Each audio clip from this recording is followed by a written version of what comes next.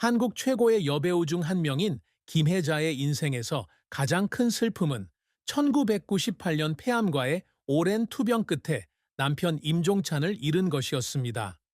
1941년 10월 25일 일제강점기 동안 현재 서울인 경성에서 태어난 김혜자는 전쟁의 고난에 직면한 중산층 가정에서 자랐습니다. 1960년대에 저널리스트이자 작가인 임종찬을 만난 그녀는 그에게서 인생의 파트너뿐만 아니라 연기 경력을 추구할 동기를 발견했습니다. 그들은 1965년에 결혼하여 임현식과 임고은이라는 두 자녀를 키웠습니다.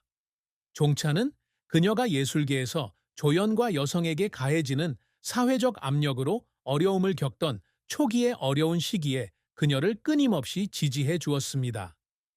1995년 남편이 암 진단을 받자 김혜자는 남편을 돌보기 위해 많은 프로젝트를 미루었지만 3년 후에 사망하여 그녀에게 채울 수 없는 공허함을 남겼습니다.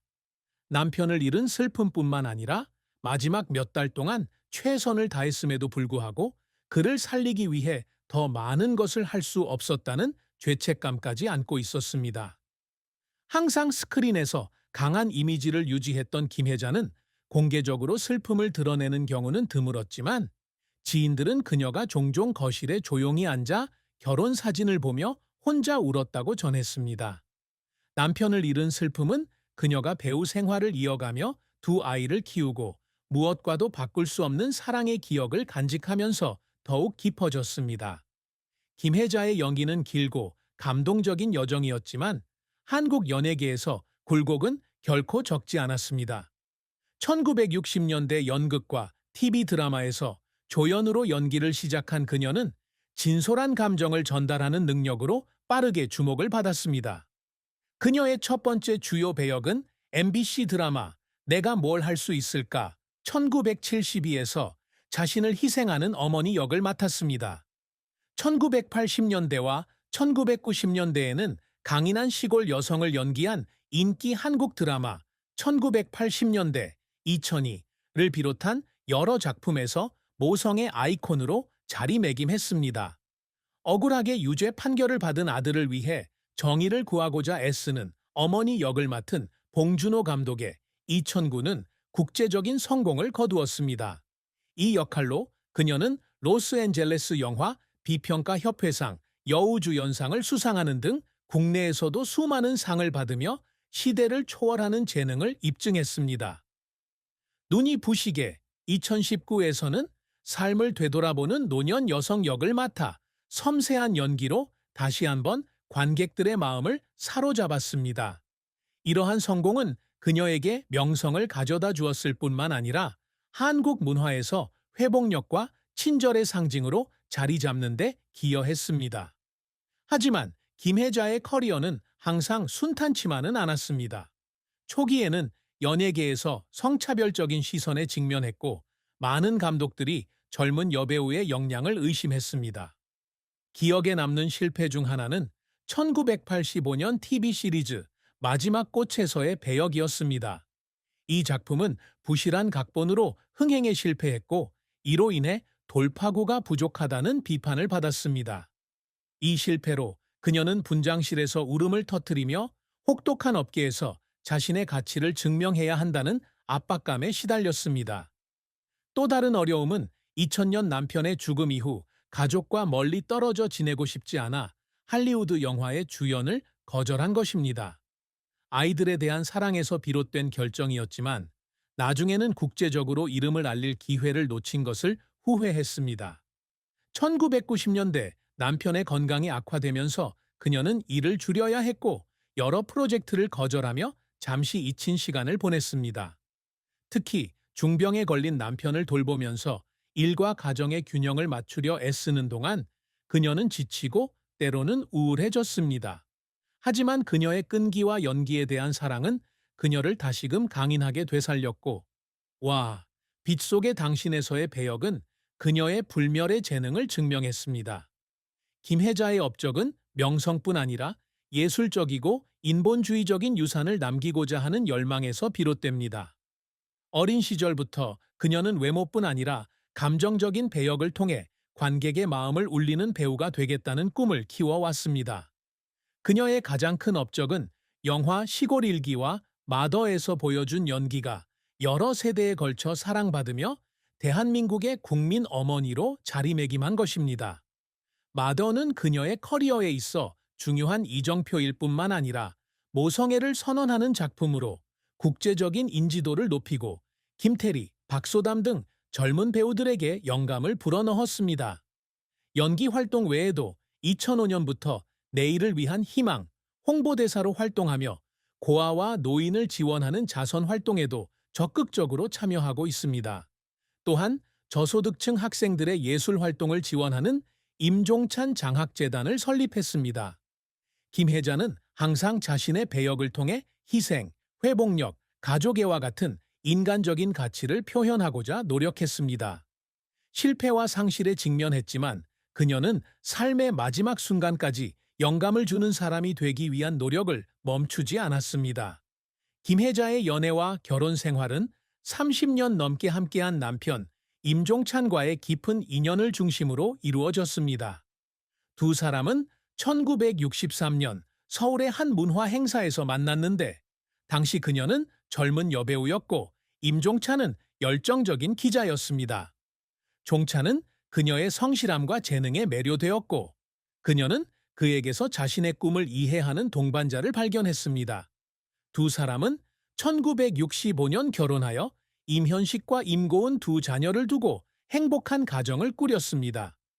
종찬은 김혜자의 든든한 버팀목이 되어주었고 당시 사회가 기혼 여성에게 적합하지 않은 직업으로 여겼음에도 불구하고 배우의 길을 걷도록 끊임없이 격려했습니다.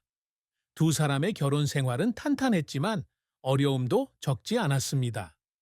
1980년대 영화 컨트리 다이어리로 바쁜 나날을 보내던 김혜자는 집을 비우는 시간이 많아졌고 종찬은 아이들을 키우는 많은 책임을 떠맡게 되었습니다. 남편은 한 번도 불평하지 않았지만 그녀는 가족을 위해 더 많이 곁에 있어주지 못한 것에 죄책감을 느꼈습니다. 그녀의 결혼 생활에서 가장 큰 슬픔은 1998년 종찬의 병환과 죽음이었습니다. 3년간 암 투병 생활을 하는 동안 그녀는 병원과 집에서 그를 돌보며 대부분의 시간을 그와 함께 보냈습니다. 그가 쇠약해진 날들은 그녀의 인생에서 가장 고통스러웠고 그를 구하기 위해 할 수 있는 일이 아무것도 없다는 생각에 눈물을 흘렸습니다. 남편이 세상을 떠난 후 그녀는 재혼하지 않고 그들의 사랑을 기억하며 살기로 했습니다. 화면 속 미소 뒤에 숨겨진 이 슬픔은 그녀의 삶에서 떼어놓을 수 없는 부분이었습니다. 김혜자는 2025년 3월 15일 83세의 나이로 서울에서 교통사고로 비극적인 죽음을 맞이했습니다. 고아들을 위한 자선 행사에 참석하기 위해 부산으로 가던 중 그녀와 자원봉사자들이 타고 있던 차량이 경부고속도로에서 통제 불능 상태의 트럭과 충돌했습니다. 그녀는 위독한 상태로 병원으로 이송되었지만 내상으로 사망했습니다. 그녀의 갑작스러운 죽음은 전국을 충격에 빠뜨렸고 수백만 명의 팬과 동료들이 애도를 표했습니다. 서울대학교 병원 장례식장에서 열린 그녀의 장례식은 3일간 진행되었으며 송강호와 아이유 같은 스타부터 영화 전원일기를 통해 그녀를 사랑했던 평범한 사람들까지 수만 명의 조문객이 참석했습니다. 장례식장은 하얀 국화와 그녀가 맡은 배역들의 사진, 그리고 그녀와 종찬의 결혼 사진이 놓인 작은 제단으로 간소하게 장식되었습니다. 봉준호 감독부터 아들 임현식까지 장례식에서 연설하는 사람들은 그녀의 예술적 유산과 인간애를 강조했습니다. 봉준호 감독은 그녀를 한국 영화의 심장이라고 칭했고 아이유는 작별 인사로 이름에게를 불렀습니다. 장례식은 생중계되었고 소셜미디어에서는 해시태그가 유행했습니다. 많은 팬들이 서울에 있는 그녀의 집에 꽃과 편지를 남겨 임시 추모 공간을 만들었습니다. 그녀의 죽음은 한국 문화의 큰 손실로 여겨졌으며 채울 수 없는 공허함을 남겼습니다. 김혜자의 장남이자 다큐멘터리 감독인 55세 임현식 씨는 어머니가 겪었던 슬픔, 특히 아버지 임종찬 씨를 잃은 슬픔에 대해 깊은 생각을 털어놓았습니다. 장례 후 인터뷰에서 임현식 씨는 어머니가 슬픔에 대해 거의 이야기하지 않았지만 거실에 조용히 앉아 결혼사진 액자를 들고 울고 있는 모습을 자주 보았다고 말했습니다. 그는 아버지가 돌아가신 후 모두가 잠든 줄 알았던 밤, 어머니는 아버지의 서재에 가서 아버지의 오래된 신문 기사를 읽으며 마치 아버지가 아직 그곳에 있는 것처럼 속삭이곤 했다고 회상했습니다. 임현식 씨는 아버지의 죽음이 어머니 마음속에 아물지 않는 상처였으며 할 수 있는 모든 것을 다 했음에도 불구하고 아버지를 구하지 못한 것에 죄책감을 느꼈다고 말했습니다. 또한 영화 마지막 꽃 이후 어머니에 대한 비난이 쏟아졌던 것처럼 어머니께서 배우로서 겪었던 어려움에 대해서도 언급했습니다.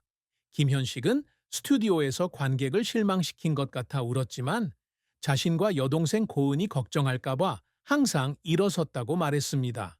그는 어머니가 슬픔을 힘으로 바꿔 연기와 자선 활동에 헌신하며 아버지를 기리는 모습을 자랑스러워했습니다. 김현식은 어머니의 부고 소식을 듣고 눈물을 흘렸다고 고백했습니다. 단순히 어머니를 잃었기 때문만이 아니라 어머니가 평생 그 고통을 짊어지고 살아오면서도 한 번도 불평하지 않았다는 것을 알기 때문이었습니다. 그는 어머니의 슬픔을 모든 것을 사랑하고 희생했던 어머니의 위대함의 일부로 여겼습니다. 김혜자의 슬픈 결말은 다른 사람들에게 기쁨과 영감을 주며 살아온 한 여성의 삶의 비극적인 마지막 장이었습니다.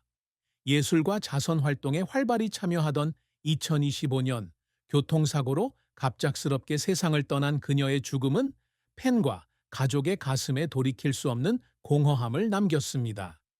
전쟁의 고난을 딛고 일어선 경성 출신의 어린 소녀 김혜자는 수많은 사람들의 가슴을 울리는 영화 와에 출연하며 한국 영화계의 아이콘으로 자리매김했습니다. 남편을 잃은 아픔과 힘든 직장 생활 속에서도 임종찬을 향한 사랑과 현식과 고은의 엄마 역할은 그녀의 삶에서 가장 빛나는 순간이었습니다. 권위 있는 상과 임종찬 장학 기금에 이르기까지 그녀의 유산은 영원히 기.